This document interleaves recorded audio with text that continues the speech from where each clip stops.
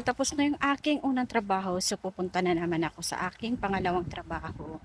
So dito tapos na yung 5 hours ko, tapos yung next ko is 4.5 or yeah, parang 4.5 hours. So total 9 hours. Mag-aabang ako dito ng bus kasi dito lang. So paglabas dito, andyan lang sa likod yung bus stop. So hindi na talaga ako maghahabol pa.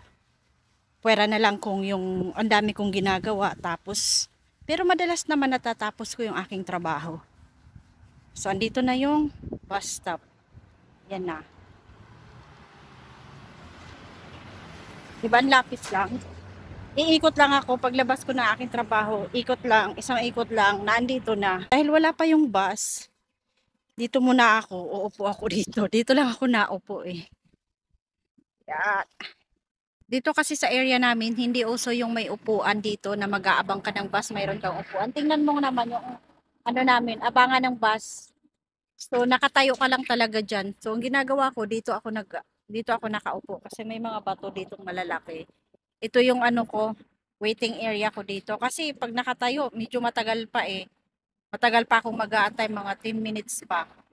Kaya ito yung aking waiting area pagka nag-aabang ako ng bus. Kagabi pa nga lang ay naghanda na Sinil ng kanyang mga ingredients para sa kanyang lulutuin mamayang gabi.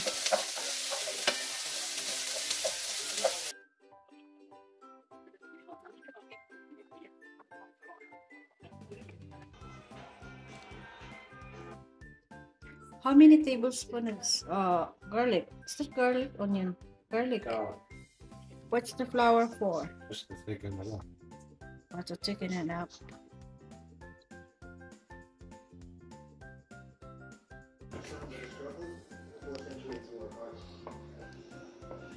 We're gonna put some more.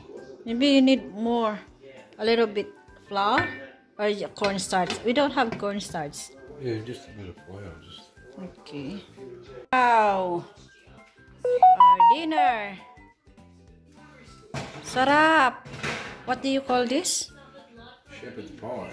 Shepherd pie? Yeah. Oh, that's it. Yeah, that's enough.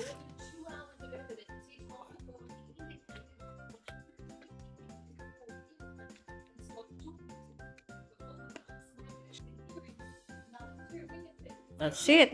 Thank you. Shepherd pie. Aussie food. Is that Aussie food? British. British.